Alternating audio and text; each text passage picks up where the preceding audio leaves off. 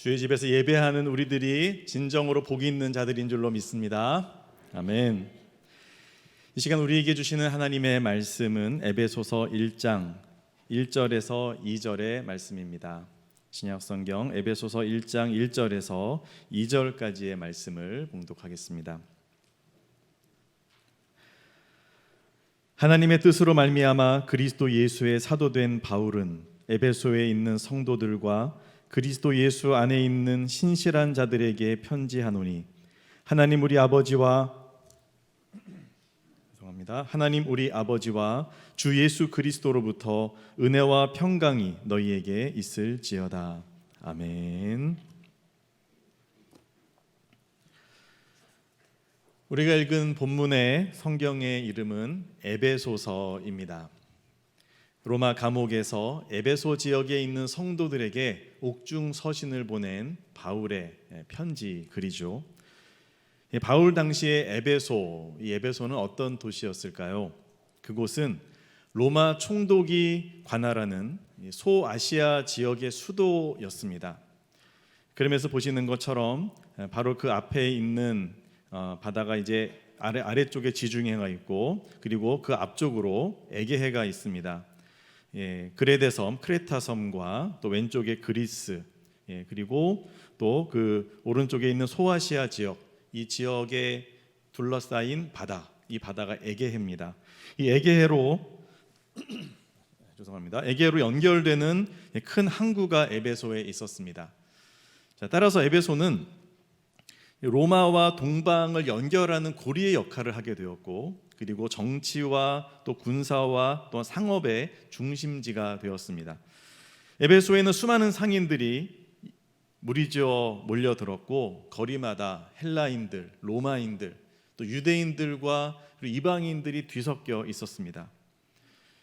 에베소에는 그리스식의 야외 극장이 있었습니다. 이곳에 수용할 수 있는 인원이 2만 5천 명입니다. 2만 5천 명을 수용할 수 있는 대형 이 극장에서는 전차 경주와 또 맹수와의 격투기가 수시로 벌어졌습니다. 에베소에는 또한 여신을 숭배하는 신전이 있었습니다. 에베소는 바로 아데미 신전, 이 아데미 여신에게 헌정되어진 그런 도시였습니다. 그래서 이 아데미 신전이 이 안에 있었는데요, 무려 5만 명을 수용할 수 있는 큰 규모의 신전입니다. 지금 현재의 이 로마 성 베드로 성당 면적의 2.3배에 해당하는 아주 큰 규모의 터전이 지금도 남아 있습니다. 그래서 이 신전의 이름을 다이아나 신전이라고도 부르는데, 이 신전이 고대 세계 7대 불가사의 중에 하나에 들어갈 정도로 대단한 규모를 자랑합니다. 이 신전에는 어마어마하게 많은 보물들이 받쳐지고 또 보관되어 있었고, 그리고 수백 명의 여사제들이 제사를 수발들면서 사람들은 그 여인들을 신전의 창녀라고 불렀습니다. 그런 역할들을 했던 겁니다.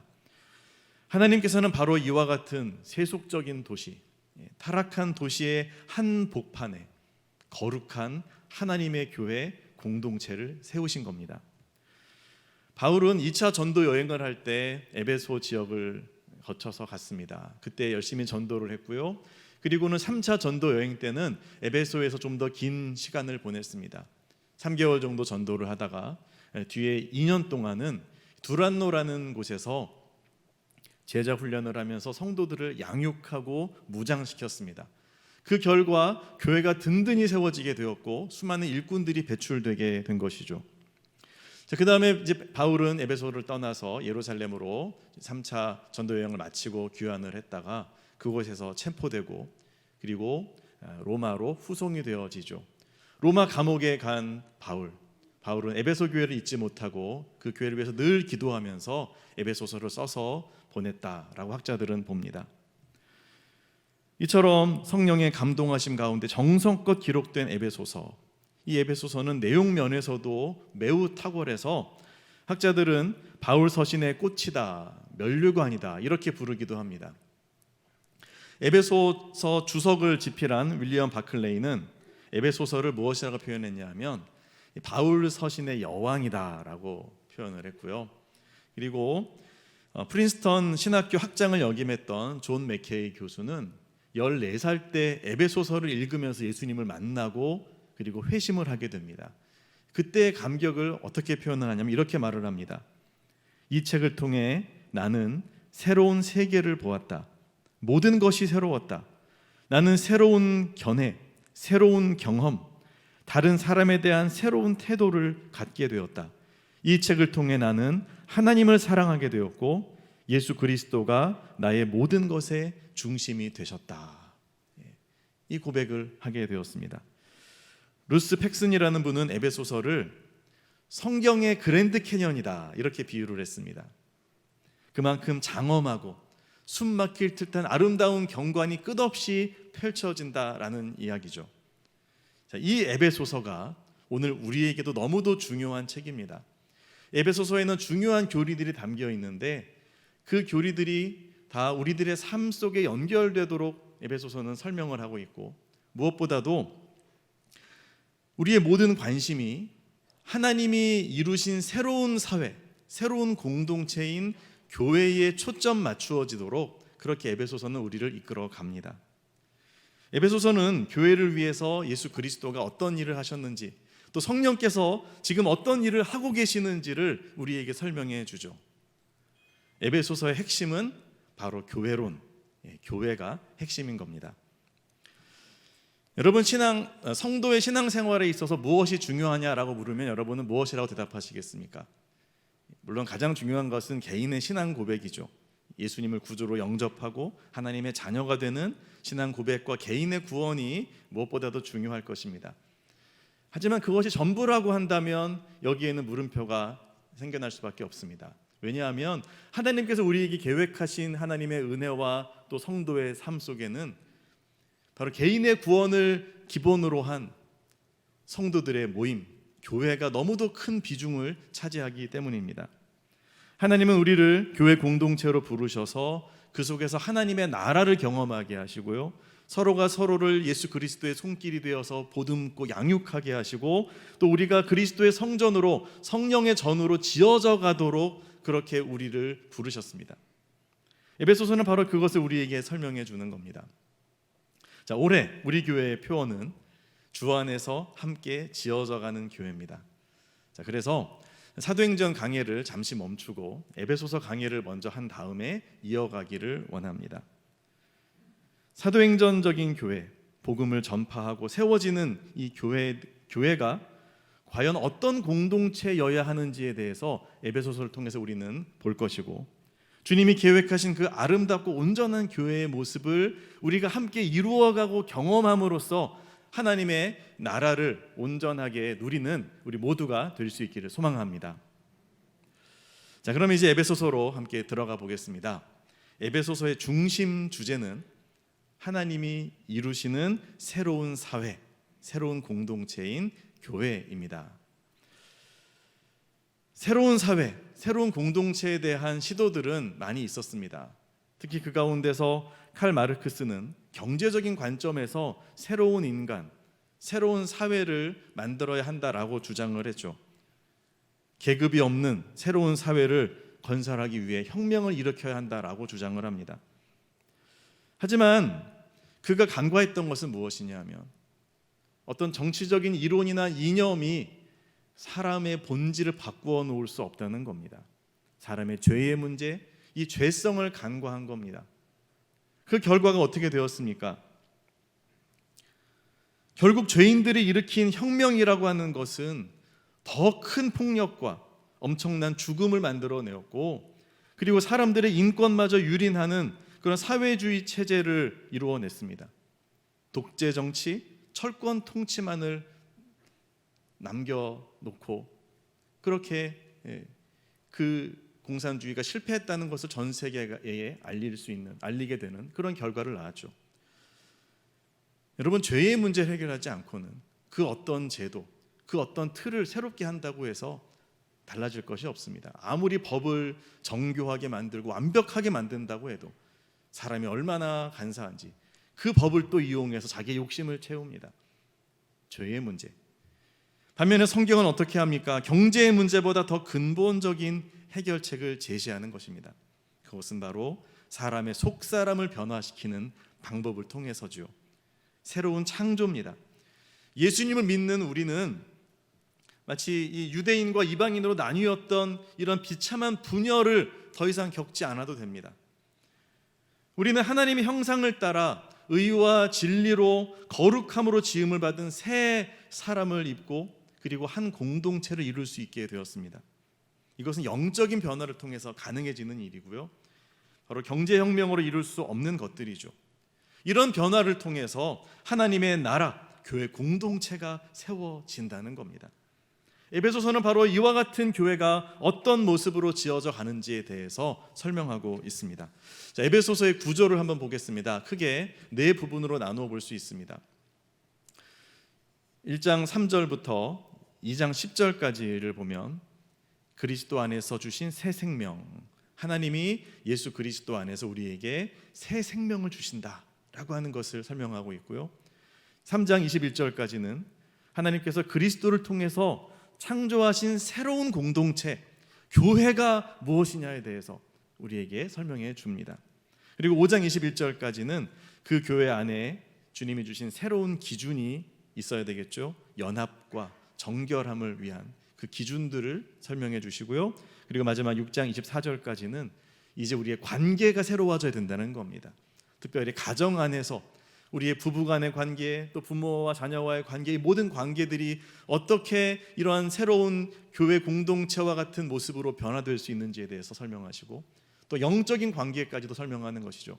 악한 영들에 대해서 우리는 어떻게 대적하고 싸워야 하는지, 하나님과 어떤 관계를 맺어야 하는지에 대해서 말씀해 주시는 겁니다. 자, 이렇게 해서 하나님이 이루시는 새로운 공동체인 교회, 이 교회는 그러면 어디서부터 시작이 되어질까요? 어디서부터 기인하는 것일까요? 교회는, 오늘 본문은 교회는 하나님으로부터 시작된다라고 말씀합니다. 바로 하나님의 부르심에서부터 출발하는 겁니다. 교회라고 하는 말 자체가 에클레시아, 불러냄이라는 뜻이죠. 어디서 불러내십니까? 죄악에서 불러내시고, 세상에서 불러내시고, 죽음에서 불러내어서 우리에게 구원을 주시고 또 아름다운 은혜 공동체를 이루고 하나님의 나라에 들어가게 하시는 하나님의 부르심, 이 부르심에 응답한 사람들의 공동체가 교회인 겁니다. 하나님께서는 우리를 예수 그리스도를 통해서 죄 가운데 불러내어서 예수 그리스도의 보혈로 거룩하게 하셨고요, 그리고 교회 공동체로 지어져 가게 하십니다. 자, 이걸 위해서 복음이 증거되어야 하는데 하나님은 이 복음을 증거할 사역자들, 복음 증거자들을 먼저 부르시죠. 오늘 본문의 1절이 바로 그 이야기입니다. 바울이 뭐라고 고백합니까? 자기 자신을 소개하는데 이렇게 소개합니다. 하나님의 뜻으로 말미암아 그리스도 예수의 사도된 바울은. 자, 바울을 소개할 수 있는 이력만 해도 뭐 어마어마할 겁니다. 그런데 그런 것은 다 뒤로 밀어놓고 무엇만을 말합니까? 하나님의 뜻으로 말미암아 예수 그리스도의 사도가 되었다. 그 사람이 나다라고 고백하죠. 과거에 그는 어땠습니까? 교회를 박해하는 자였습니다. 하나님의 뜻을 거슬러 행하는 그런 사람이었습니다. 그랬던 그를 하나님이 불러낸 겁니다. 그 어두움에서, 죽음에서 불러내어서 그리스도를 증거하는 자로 삼으셨다. 이 고백이 바울에게 분명하게 있고 이 고백에서부터 에베소서가 시작되는 겁니다. 자, 이렇게 해서 바울이 하나님의 뜻을 따라 복음을 전했습니다. 가는 곳마다 예수 그리스도를 전하고 그곳에 교회를 일으켜 세웠습니다. 자, 그렇다면 바울을 보내신 하나님, 하나님의 뜻으로 말미암아 사도가 되게 하신 하나님께서는 바울을 통해서 무엇을 하시는 겁니까? 교회를 세우시는 거죠. 즉, 바울이 복음을 전해서 세워진 교회들은 결국은 하나님의 뜻으로 말미암아 세워졌다라고 해도 과언이 아닐 겁니다. 하나님의 뜻, 교회 공동체를 세우시고 구원하시는 하나님의 이 뜻은 지난 2000년 동안 계속 이어져 내려왔고 오늘도 지속되어지고 있는 줄로 믿습니다. 여러분, 그러므로 저와 여러분은 어떤 사람들입니까? 우리는 예수님을 믿고 이곳에서 지금 예배를 드리고 있어요. 이 자체가 바로 하나님의 뜻으로 말미암아 이루어졌다라고 하는 사실을 여러분 믿으시기를 바랍니다. 하나님의 뜻이 없었다면, 주님의 계획이 없었다면 있을 수 없는 일입니다. 우리가 주님을 믿게 되었고 그리고 지금 이 자리에 있습니다. 여러분, 이 확신, 바울에게 있었던 하나님의 뜻으로 말미암아 이 확신이 우리들에게도 분명하게 있어야 한다는 겁니다. 예수님을 믿는다고 하면서도요, 상황이 조금만 어려워지면 믿음이 막 흔들리는 분들이 계십니다. 고난이 조금만 찾아와도 쉽게 마음이 어려워지고 넘어지는 분들이 있습니다. 왜 그럴까요? 다른 이유가 아니라 그 마음에 확신이 없어서 그렇습니다. 하나님이 나를 부르셨다. 내가 주님의 부르신 뜻 안에서 하나님의 자녀가 되었고 그리고 믿음 생활하고 있다라고 하는 이 확신이 있어야 고난이 와도 풍랑이 일어도 그 뜻이 변하지 않기에 나는 견고히 설 수 있습니다. 이 고백을 하게 되는데 이 확신이 없으니 상황에 따라 바람을 보고 흔들리는 겁니다. 여러분, 이 확신이 우리에게 필요해요. 이 확신이 들면 우리의 마음가짐부터가 달라질 수 있습니다. 나에게 사랑하는 가족들을 허락하신 분 누구십니까? 하나님이십니다. 내가 지금 소정교회 교인이 되게 하신 분 하나님이십니다. 그 하나님이 나의 나아갈 길을 예비하셨고 나를 붙드시는 주님의 사랑의 손길을 결코 거두지 않으실 것을 우리는 믿습니다. 아멘. 이 확신에 차고 넘칠 때, 이 확신이 차고 넘칠 때 우리의 믿음이 견고해지는 것이죠. 모든 교회는 이와 같이 하나님의 뜻으로 말미암아 시작되었습니다. 하나님의 교회, 예수 그리스도의 모든 온전한 교회는 주님의 뜻으로 시작된 겁니다. 그러므로 바로 저와 여러분도 하나님의 뜻으로 말미암아 시작된 소정교회, 이곳으로 부름을 받는 하나님의 뜻 가운데 있다. 이 사실을 확신하시고 믿음으로 견고하게 서시기를 축복합니다. 자, 이렇게 하나님의 뜻을 따라 사도가 된 바울이 에베소에 있는 성도들에게 편지를 씁니다. 뿐만 아니라 예수님 안에 있는 신실한 자들에게 편지를 보냅니다. 에베소서의 수신자는 누굽니까? 한마디로 말하면 에베소에 있는 성도들이죠. 성도들이 수신자입니다. 1절입니다. 바울은 이렇게 고백합니다. 바울은 에베소에 있는 성도들과 그리스도 예수 안에 있는 신실한 자들에게 편지하노니. 자, 성도, 하기오이스라고 하는 이 말은요, 신성한, 또 거룩한, 하나님께 드려진, 봉헌된 이런 뜻입니다. 죄로부터 구별되었다는 겁니다. 이 거룩은 세상이 기준으로 볼 때 거룩이 아닙니다. 뭐 조금 더 윤리적이거나 조금 더 도덕적인 삶을 산다, 그 정도가 아닙니다. 거룩하신 하나님의 눈 앞에서 인정받는 온전한 거룩함, 그 거룩함을 소유한 이들이 성도인 거죠. 우리가 성도 그러면 어떤 이미지가 있습니까? 교회에 처음 등록하고서 아직 서리 집사님이나 또는 뭐 황존직 직분을 받지 않고 예배만 드리는 분들을 우리는 성도라고 주로 부릅니다만, 그러나 진짜 성도가 그런 모습으로만 국한되는 것은 아니라는 것을 우리는 알아야 됩니다. 우리 모두는 다 성도입니다. 성도가 아니면 직분은 아무 의미가 없습니다. 성도가 아닌 권사님, 성도가 아닌 목사님, 무슨 의미가 있습니까? 우리는 성도여야 합니다. 하나님께 부름을 받은 거룩한 하나님의 백성. 여러분이 하나님께서 바라보실 때 거룩함을 입은 성도가 된 줄 믿으시기를 바랍니다. 예수님을 구주로 영접한 사람들은 그리스도의 보혈의 능력으로 말미암아 그 심령이 거룩해지는 겁니다. 물론 우리가 앞으로 이루어 나가야 할 성화의 과정들이 있죠. 아직도 우리는 부족하고 늘 연약하고 계속적으로 성장해 나아가야 하지만, 지금 말씀드리는 것은 그것을 말하는 것이 아니라 우리의 본질적인 존재를 말하는 겁니다. 여러분은 그리스도의 피로 거룩함을 입었고 하나님의 자녀가 되었고 성도가 된 하나님의 백성들임을 믿으시길 바랍니다. 하나님 보시기에 여러분들이 이미 거룩함에서부터 출발하는 거예요. 이 거룩함을 가지고 우리의 날마다의 삶 속에서 이 거룩함을 이루어가기 위해서 우리는 애쓰는 겁니다. 이것이 성화죠. 하나님의 이런 거룩한 무리들에게 바울은 편지를 보냅니다. 자, 이러한 성도에 대한 또 다른 표현이 나오는데요, 그리스도 예수 안에 있는 신실한 자들이라는 말입니다. 자, 그리스도 안에 있다, 이런 표현을 우리가 많이 쓰는데, 그리스도 안에 있다는 것이 좀 추상적이고 애매할 수 있습니다. 이렇게 이해하시면 됩니다. 그리스도 안에 있다는 것은요, 예수님과 연합되었다는 겁니다. 하나로 연합되었다. 어디에 있든지 자든지 깨었든지 어디에 있든지 간에 언제 어디서든지 그리스도와 연합된 사람은 그리스도 안에 있는 것입니다. 이렇게 주님과 하나 되어진, 연합되어진 사람들이 바로 어떤 사람들이라고요? 예수 안에 있는 신실한 자들에게 편지한다. 이 신실한 자, 피스토스라고 하는 이 말은 믿을만하다, 진실하다, 신실하다 이런 뜻입니다. 이들은 어떤 이들입니까? 주님과 연합되어서 예수님께로부터 나의 영혼으로 밀려오는 주님의 거룩하심, 여기에 진실하게 반응하는 이들입니다.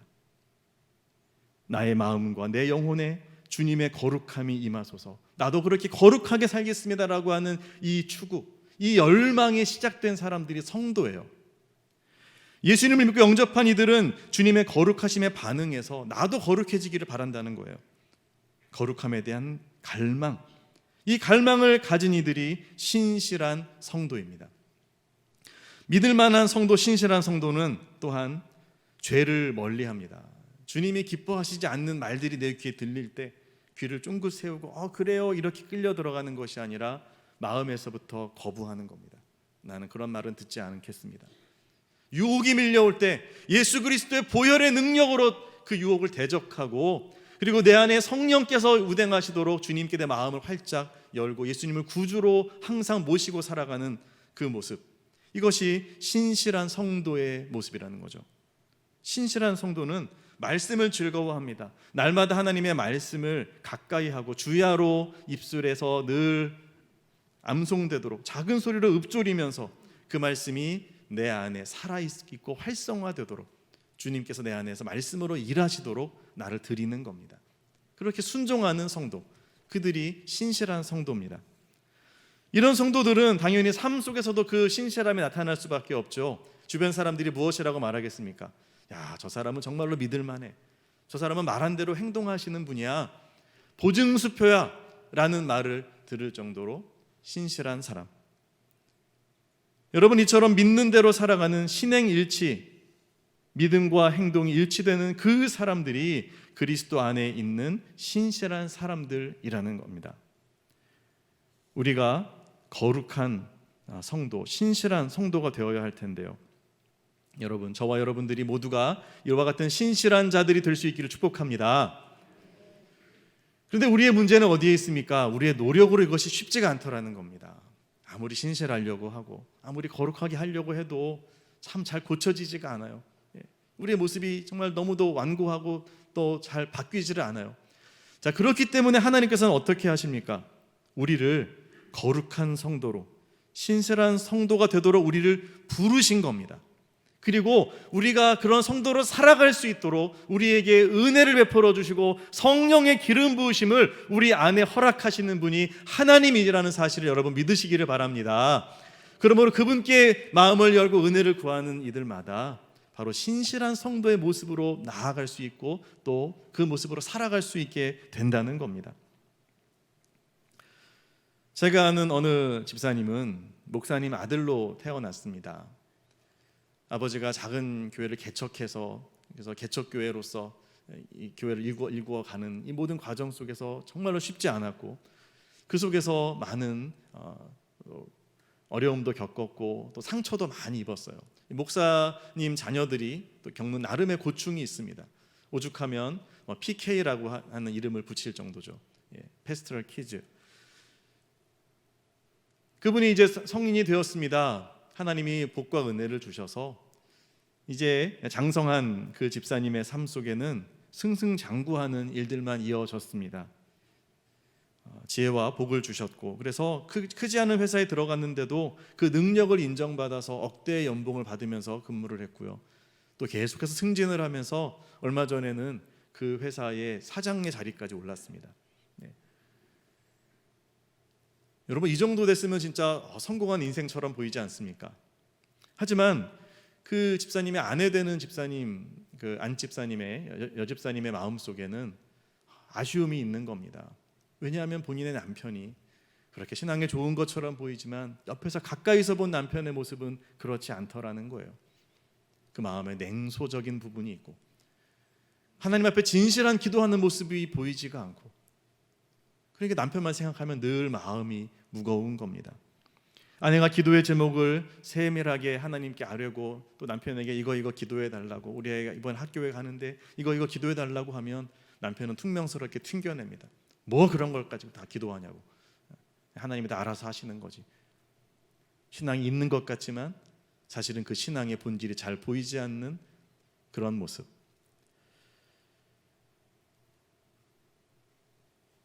여러분, 이 모습 때문에 참 아내가 참 기도를 많이 했는데요, 이 집사님이 또한 자녀에 대해서도 그러한 방식으로 행동을 했습니다. 자녀가 마음껏 공부할 수 있도록 서포트를 했죠. 수입이 있으니까 마음껏 교육도 시키고 또 뭐 부모가 할 수 있는 모든 서포트를 하면서도 뭐 그렇게 내가 교육을 시켰으니 당연히 잘 될 거야, 이렇게만 생각을 했던 겁니다. 그랬는데 그 집사님의 큰딸이 작년 입시에서 낙방을 했습니다. 당연히 될 줄 알았는데 안 된 거예요. 근데 이제 음악을 했거든요. 얼마나 비용이 많이 들어갑니까? 그 악기를 했는데 악기 비용이 막 어마어마하게 들어가는데 또 어쨌든 낙방을 해서 이제 고민 끝에 이제 재수를 시켰어요. 근데 이제 이번에 시험을 보는데 그 딸이 그렇게 불안해하고 떠는 거예요. 그 모습을 보는 온 가족들이 다 불안한 거죠. 이번엔 꼭 돼야 되는데 어떻게 되나. 그러면서요, 온 가족들이 정말 기도에 들어갔는데 이 딸의 할머니, 그러니까 이 집사님의 어머니죠, 목사님의 사모님, 그분은 속이 좋지 않으셔서 항상 식사를 끼니를 거르지 않고 매 끼니를 드셔야만 되는 분입니다. 그런데 손녀딸이 지금 이런 상황이 되니까 그 사모님이, 그 어머님이 일주일 금식 기도를 하셨대요. 그 정도로 온 식구가 지금 매달려 있는 겁니다. 아직 이제 입시가 끝나지 않아서 지금 이제 이 입시 발표가 아직 나지 않아서 진행 중인데요. 정시 발표가 나지 않았는데 그 집사님 얼마나 마음이 타시겠어요. 아버지인데 그래도 딸을 위해서 기도하지 않았겠습니까? 하나님, 우리 딸 어떻게 하시겠습니까? 그러면서도 마음에 하나님에 대한 실망감이 있는 겁니다. 하나님, 작년에 됐어야죠. 왜 안 되고 이렇게 1년을 고생했는데 이번에도 어떻게 될지 모르니 하나님 도대체 어떻게 된 겁니까? 그 마음에 하나님을 향한 섭섭함, 또 마음의 상처들 막 이런 것들이 막 올라왔겠죠. 그런데 최근에 하나님께서 그 집사님의 마음속에 선명한 하나님의 음성으로 말씀하셨다는 거예요. 이제껏 그런 경험은 처음이래요. 이런 말씀을 주셨대요. 아들아, 너는 왜 너의 딸이 합격할 때만 내가 너와 함께 한다고 생각하느냐? 지금도 나는 너와 함께 한다 라는 그 깨달음을 주셨다는 거예요. 이 깨달음을 받고 나서요, 이 집사님이 눈물이 막 그렁그렁해서 감격을 하는 겁니다. 이제껏 우리 딸이 대학에 합격하고 불합격하고 이것이 나의 전부인 것 같았는데 하나님의 뜻을 알게 되니, 하나님의 함께 하심을 깨닫게 되니 우리의 딸의 미래도 주님의 손에 있고 우리의 가정의 내일도 하나님께 있다는 사실을 인정하고 고백하게 되면서 그 마음에 말로 할 수 없는 평안함이 밀려오더라는 겁니다. 그 감격을 누리면서 이 간증을 아내에게 했을 때 아내가 깜짝 놀라는 거죠. 하나님이 남편을 위해 기도했던 나의 기도에 응답하시는군요. 여러분, 하나님은 아버지 목사님과만 친밀하게 대해주시고 목회자의 자녀로 어린 시절부터 상처받고 자라나서 냉소적이 되어버린 이 아들과 함께 하시지 않는 듯 보였지만 그렇지 않다는 겁니다. 주님은 아버지 목사님을 만나주신 것처럼 그 아들 집사님에게도 친밀하게 찾아와 주시고 또 만나주시는 신실하신 주님이셨습니다. 이 아들이 믿음을 가지게 하시고 또 그 믿음을 주님은 앞으로도 인도해 가실 겁니다. 그 신실하신 주님 앞에 이 집사님이 믿음으로 반응하고 또 응답했을 때 하나님의 평안을 누리게 하시는 것이죠. 우리 주님은 저와 여러분에게도 마찬가지로 신실하게 우리에게 대해주시는 주님이신 줄로 믿습니다. 여러분, 부모님의 신앙이 대대로 이어져 가도록 주님이 역사하실 겁니다. 우리의 자녀 손들에게 신실하게 역사하실 그 주님, 그들의 신앙을 이끌어 가실 그 주님의 인도하심과 또한 진실하심을 여러분 신뢰하시기를 바랍니다. 내가 바라는 것, 내가 원하는 것보다 하나님의 뜻은 더 깊으시고 우리를 위해 더 멀리 보고 계십니다.